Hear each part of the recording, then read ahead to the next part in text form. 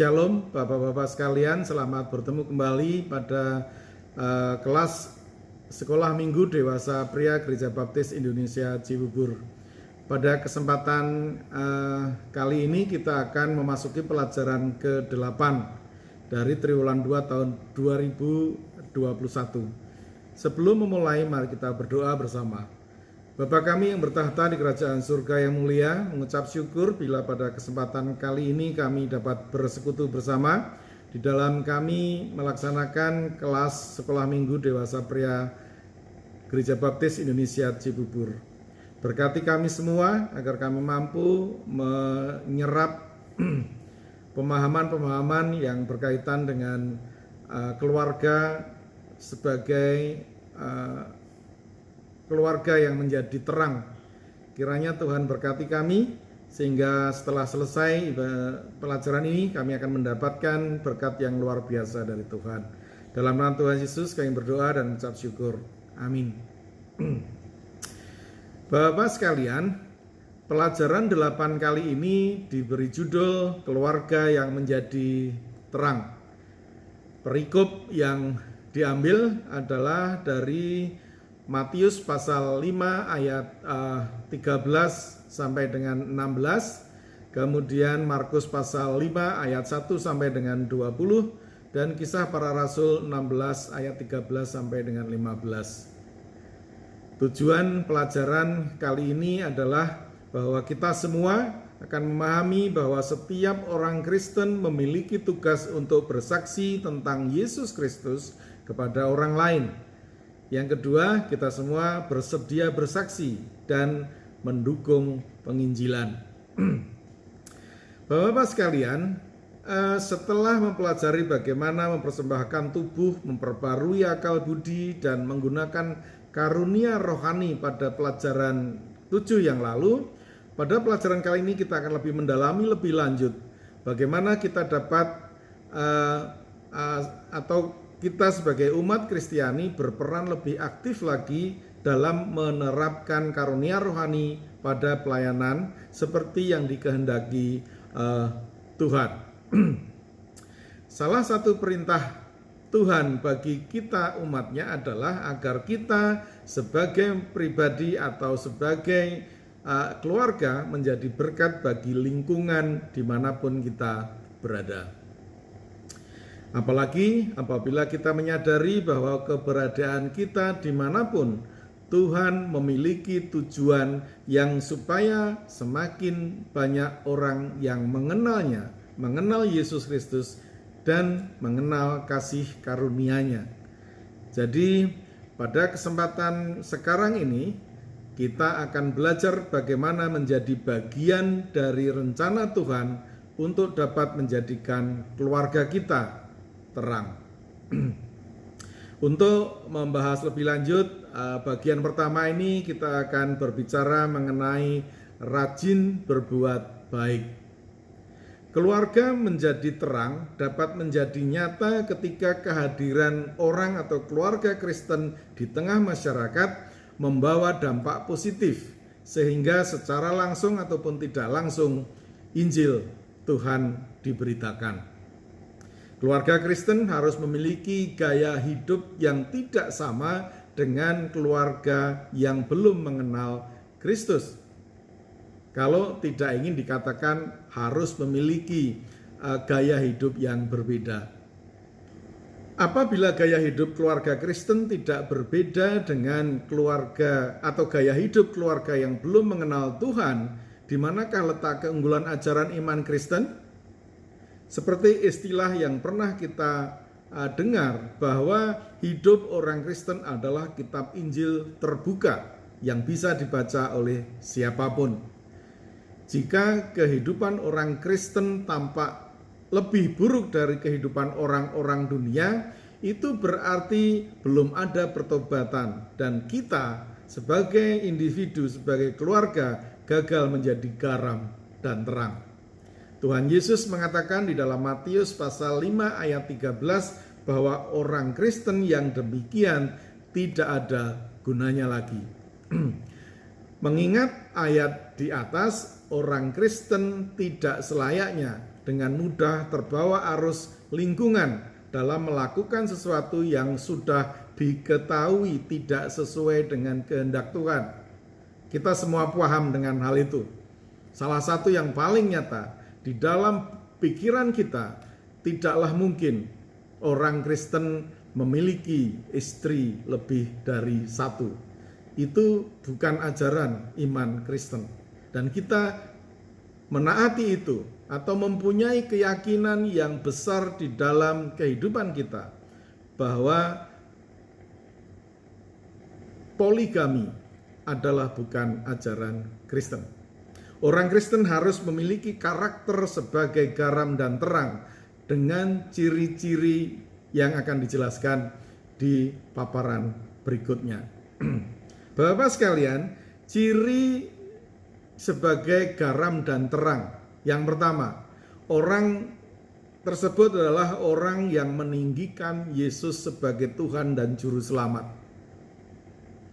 Orang tersebut adalah orang yang punya kepatuhan total kepada Allah dan hidup sesuai firman Allah.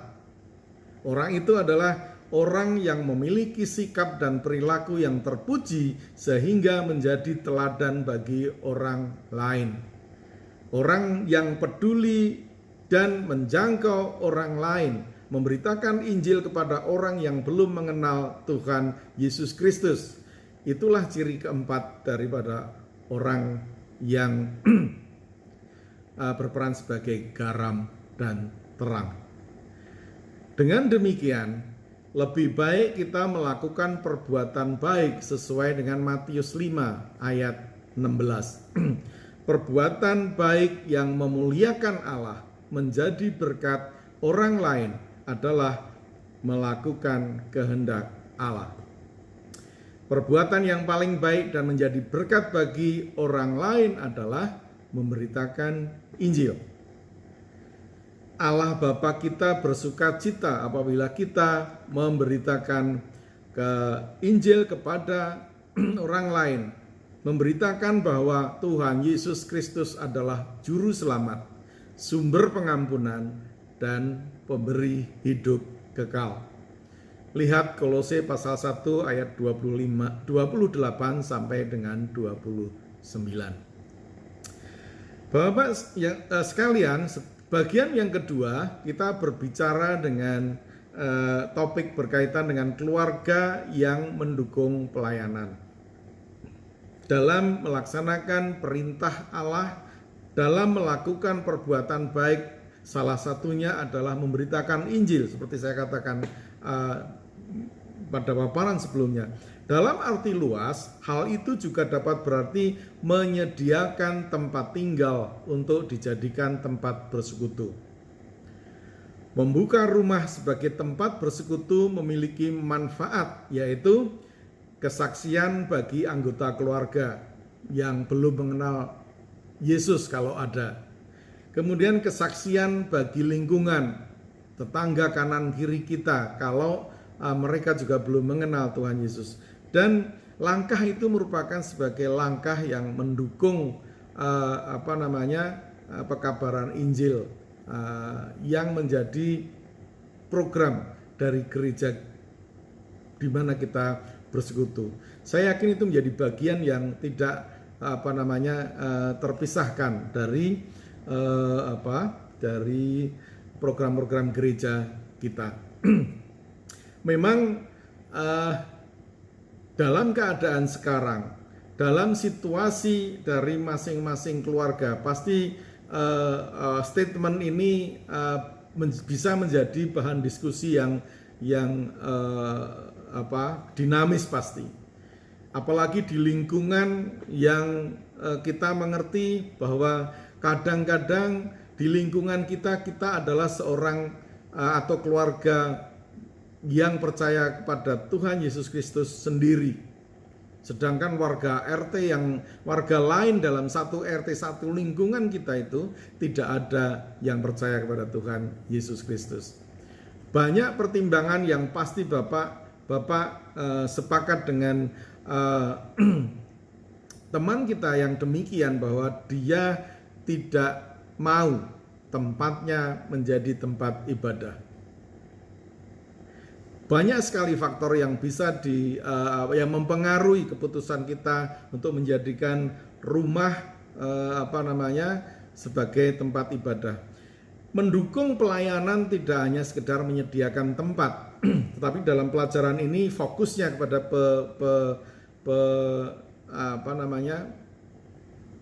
penggunaan rumah kita sebagai tempat ibadah, seperti yang dicontohkan di dalam perikop yang menjadi bahan diskusi kita, di mana Lydia setelah mengaku percaya kepada Yesus Kristus dan seluruh anggota keluarganya dibaptis, mereka merelakan rumahnya dijadikan untuk tempat pengajaran Injil, tempat beribadah. Belum tentu hal itu bisa diterapkan dimanapun kita tinggal sekarang, apalagi di saat-saat seperti ini. Oleh karena itu, ini menjadi diskusi kita nanti di bagian akhir. Mohon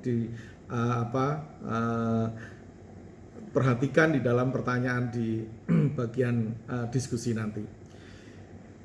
Bagian yang ketiga berkaitan dengan memperhatikan tetangga. Salah satu metode pengabaran Injil yang diajarkan kepada kita adalah dengan cara bersaksi. Bersaksi adalah menceritakan pengalaman pribadi kita tentang Tuhan Yesus, bukan pengalaman orang lain. Bagaimana kita mengenal Yesus pertama kali, bagaimana kita memiliki perubahan hidup setelah kita percaya kepada Tuhan Yesus, dan perubahan apa yang terjadi dan kehidupan kita seperti apa setelah kita percaya kepada Tuhan Yesus. Kesaksian yang demikian menurut saya menjadi sangat tepat untuk kita bicarakan di depan orang yang sama sekali belum mengenal Tuhan Yesus.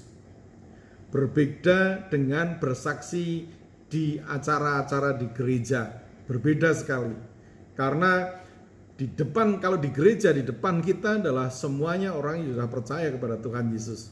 Tetapi topik pembicaraan ketika kita bersaksi kepada orang-orang yang belum mengenal Tuhan Yesus, kita ditugasi hanya bercerita mengenai pengalaman pribadi kita, hubungan kita dengan Tuhan. Misalnya, orang kan tidak akan bisa membantah, kalau saya percaya bahwa setelah saya mati, saya masuk surga. Karena Tuhan yang saya percayai, Yesus yang percayai menjamin itu. Orang tidak akan bisa mendebat itu, apapun keyakinannya. Nah, hal seperti inilah yang saya maksud dengan bersaksi kepada orang yang belum percaya. Bercerita tentang pengalaman pribadi dengan Yesus dapat juga disampaikan kepada tetangga atau lingkungan kita. Caranya bisa berbeda-beda dengan cara yang sangat halus. Kalau diskusi dengan teman yang tetangga yang sudah baik, topik yang seperti saya ungkapkan baru saja itu bisa dijadikan sebagai bahan.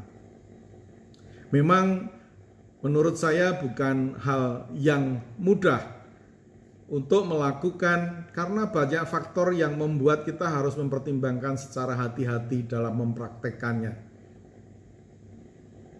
Apalagi di situasi sekarang, banyak sekali orang yang sangat tidak sepakat dengan apa yang kita yakini. Bahkan kita dianggap sebagai orang kafir. Nah, hal-hal yang seperti ini pasti bisa mempengaruhi kita untuk kita bisa bercerita mengenai apa yang kita yakini, membuat kita takut, kita malu untuk menyatakan isi hati kita berkaitan dengan keyakinan diri kita kepada Tuhan. Tetapi paling tidak kita harus mempersiapkan diri kalau kesempatan untuk bercerita itu ada. Kita harus berani bercerita tentang apa yang kita yakini kepada orang lain.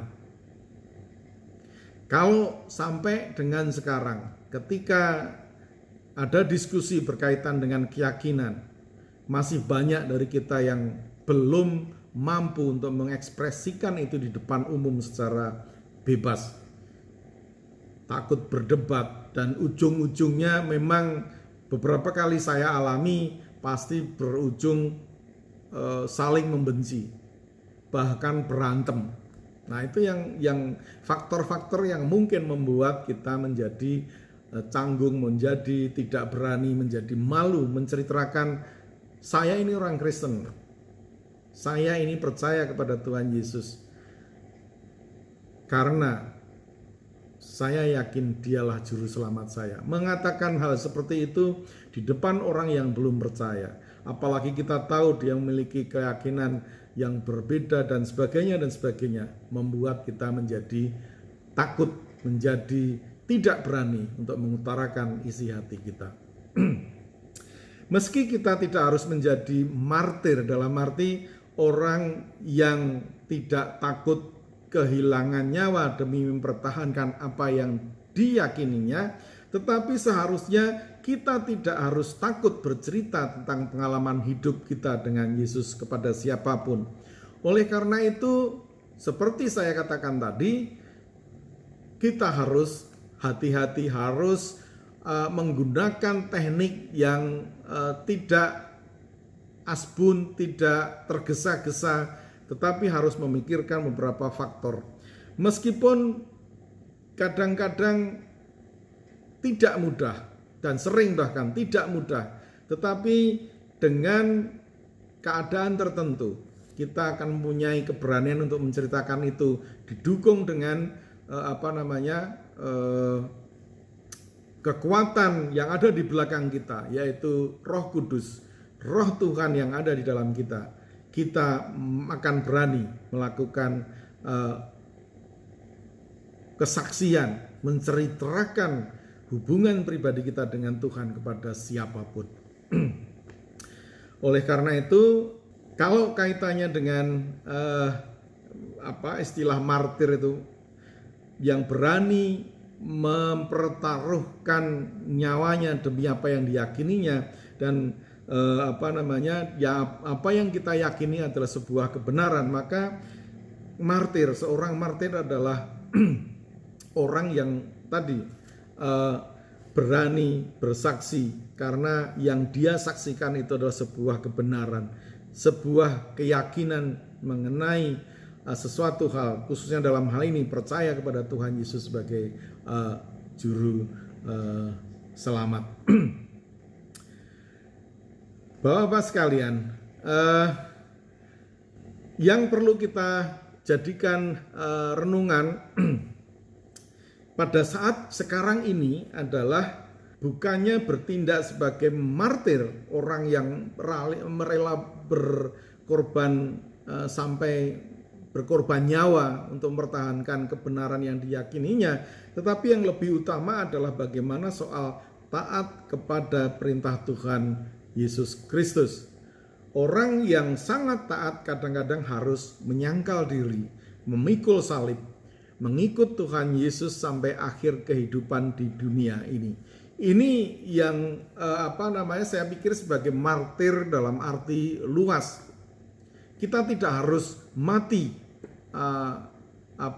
mempertahankan keyakinan kita, tetapi kita harus menggunakan strategi yang baik, karena kehidupan kita akan lebih berguna untuk menceritakan kasih karunia Tuhan Yesus Kristus, mengenalkan Tuhan Yesus Kristus secara pribadi kepada orang-orang yang belum mengenal Dia. Jadi memiliki jiwa sebagai martir adalah penting bagi kita, yaitu menjadi orang Kristen yang hidupnya menjadi saksi Kristus di dunia, baik secara langsung maupun tidak langsung. Bukan harus mati hanya karena mempertahankan keyakinan atau kebenaran seperti yang saya ungkapkan di depan lain. Jadi istilah martir ini harus kita artikan secara lebih luas lagi, seperti yang diungkapkan pada yang saya ungkapkan pada paparan yang terakhir ini. Memiliki jiwa sebagai martir berarti menjadi orang Kristen yang hidupnya menjadi saksi Kristus di dunia, baik langsung ataupun tidak langsung. Demikian Bapak-Bapak, 3 hal yang menjadi bagian dari pelajaran kita hari ini yang berjudul keluarga yang menjadi terang. Pada intinya adalah bahwa sebagai kesimpulan, pada intinya adalah bahwa keberadaan kita di tengah masyarakat dimanapun kita berada adalah tidak secara kebetulan. Kita ditempatkan Tuhan dimanapun sekarang ini adalah dengan satu tujuan, supaya kita menjadi garam dan terang, menjadi teladan dalam kebaikan dan menjadi pembawa kabar baik, bersaksi dan memberitakan Injil. Lihat Markus 5 ayat 19 sebagai pengingat. Yesus tidak memperkenankannya, tetapi ia berkata kepada orang itu, "Pulanglah ke rumahmu, kepada orang-orang sekampungmu, dan beritahukanlah kepada mereka segala sesuatu yang telah diperbuat oleh Tuhan atasmu, dan bagaimana ia telah mengasihi engkau." Bukankah ini perintah kepada kita semua sebagai orang-orang yang mengaku Tuhan Yesus sebagai juru selamat untuk mengabarkan kabar baik, mengabarkan tentang Tuhan Yesus dan mengabarkan tentang kasih karunia-Nya kepada umat yang percaya kepadanya. Sebagai bahan diskusi seperti saya ungkapkan di depan tadi, maka yang pertama perlu kita jadikan bahasan adalah, sudahkah bapak-bapak merasa menjadi garam dan terang bagi lingkungan? Kalau belum, apakah faktor utama yang menjadi penyebabnya? Silakan diuraikan jawaban bapak-bapak sekalian di WA grup kita. Yang kedua, perbuatan baik dapat dijadikan kesempatan untuk mengabarkan Injil. Bagaimana menurut bapak-bapak? Setujukah dengan pendapat ini? Yang ketiga, apakah bapak-bapak setuju bahwa di rumah, persekutuan di rumah memiliki manfaat ganda, yaitu meneguhkan iman anggota keluarga dan mempererat hubungan di antara orang percaya? Saya tidak tahu, bapak-bapak pasti punya pemikiran yang berbeda-beda. Silakan diungkapkan di dalam WA grup kita. Yang keempat, apa alasan utama apabila bapak tidak sependapat dengan persekutuan di rumah? Ini yang saya maksud dengan situasi yang mungkin bapak hadapi. Bapak tidak mau rumahnya dijadikan tempat ibadah. Apa alasannya? Karena kita tahu sebetulnya ibadah di rumah itu banyak manfaatnya. Yang kelima dan yang terakhir, sebagai bahan diskusi dan penerapan, mengapa banyak orang merasa ragu-ragu atau tidak berani menceritakan pengalaman pribadinya dengan Tuhan kepada orang yang belum mengenal Tuhan Yesus?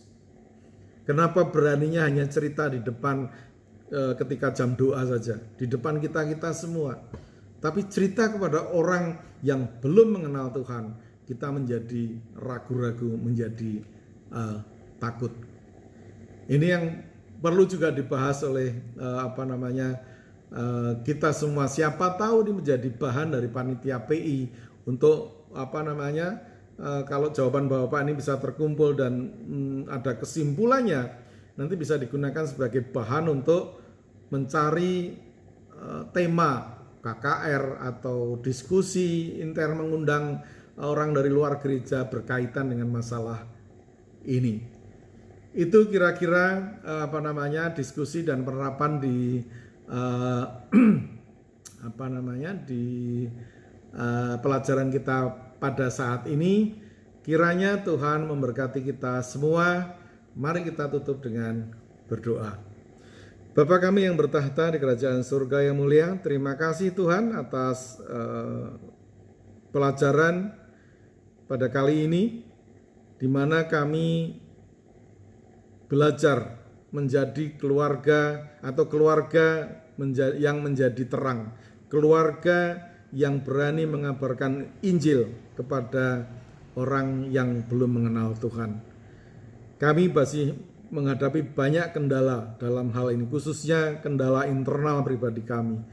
Kami mohon kiranya Tuhan mencerahkan hati kami dengan Roh-Mu yang kudus, sehingga kami mampu memiliki jalan yang baik untuk berani mengabarkan Injil itu.